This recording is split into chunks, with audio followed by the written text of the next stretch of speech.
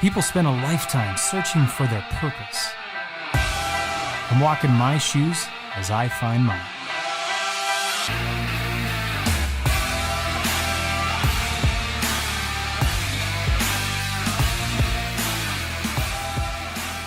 Hey, can you believe it?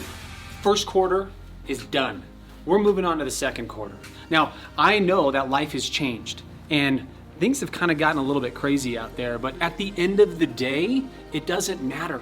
It doesn't matter what's going on outside of what you can control, because you can only control very few things in your life. Disciplines, what your daily actions are going to be, the motivation that you put inside of you.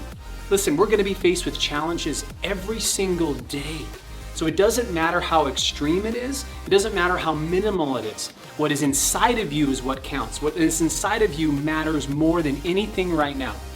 So what are you doing to make sure that you stay motivated? What are you doing to make sure that you are disciplined so that when everything starts to come back, you are prepared for an amazing year? Enjoy the video. But how many of you feel like you are getting your, those are donkeys by the way, kicked a little bit today, right? Like, okay, I'm gonna say donkey's not the other word, right? So I don't know about you, but I kind of felt like this way. You don't grow when you're comfortable. I will say that I have felt very uncomfortable for the first 2 months of this year. There we go. See, it's gonna work the second time. I just got back from an awesome vacation with the wife, with my queen, and we're gonna do this all over again because I'm not recording. In fact, if you guys have listened to the JK experience, most of our conversations have been like how freaking uncomfortable I have been about things going on in my life and me changing and things happening that I would be honest with you, sometimes in the past I was really good at handling them. And I'm not quite sure if I'm handling that really well right now. So I've had to work through some things, and that was his point right here, is that I was not growing, but man, when I got uncomfortable, like when things got awkward, when things got hard, I really started to grow. Because I was forced to grow. Because I could either say, I'm gonna sit on the sidelines, or I'm gonna start playing the game, right? So I got uncomfortable, and I started to really look at what I needed to grow at. It felt like sandpaper.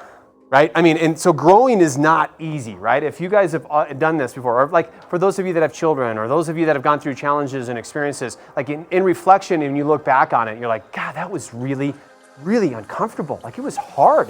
It was challenging. As I was thinking about like, what's a great description of what growth can look like? It's like sandpaper. And for those of you that have ever have used sandpaper before, have you ever accidentally hit your finger on it or hit a body part with the sandpaper? Like it literally like takes your skin right off.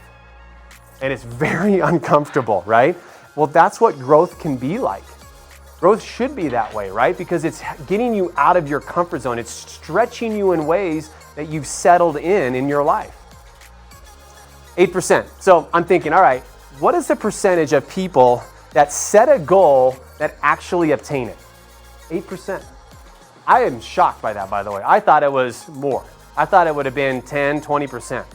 8% of people that set a goal actually accomplish it. Isn't that crazy? 92% of us will not accomplish that goal. So they are not working for it. They are not committed to it, and they are not focused on it. So my question to you is, what are you willing to work for? All right, 2 months into the year. Maybe some of you guys are off to an amazing year and you're just like, dude, this is awesome. I'm just crushing it. I'm killing life. I love it. This is fantastic, right? Okay, remind yourself what the big goal is. People motivated again, right? Obviously, like you can have these big, hairy, audacious goals that we talk about, but like when you start to get in the weeds of it, like you usually find yourself like making no momentum, and we've experienced this, right? Or we've had these setbacks. And so I think it's so important for this event that, first of all, the energy has got to be there. Right. So my energy's got to be there, help me out and help the other people that are running it to like create that energy for everybody. The goals that you set forth for your life, right? Whether that's financially, whether that's personally, whether that's a spiritual part of it, like what area in your life can you say, yeah, I'm actually going to crush that goal and I'm going to do it by June 1st of this year, July 1st of this year, because you've been willing to do the work. What are you committed to doing? What are you committed to doing in your life? You've got your goals. You've got your word for the year. What does that really mean in your life? What are you committed to doing this year? We've got what are you willing to do, but now what are you committed to do this year? Right? I know that sometimes you're like, well, God, I don't want to do gosh, I don't want to sell 100 homes. I don't really care about that, right? Well, that's awesome.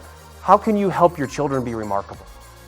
How can you help your marriage be remarkable, right? How can you help your life be remarkable, your health?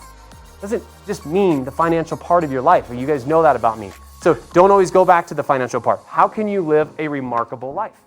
Listen, now more than ever, you have a chance right now to look and reevaluate where your life is at. There is pure chaos and pandemonia going on right now all around you, and you have an opportunity to just breathe, to reprioritize the things that are important in your life. Listen, 8% of people only, that's it, achieve the goal that they set. So what are the goals for you right now, 30 days from now, that you want to accomplish given all of the chaos that you're surrounded with? You have a chance of a lifetime, to take this as an opportunity for you to change who and what you stand for. Be a part of the 8%.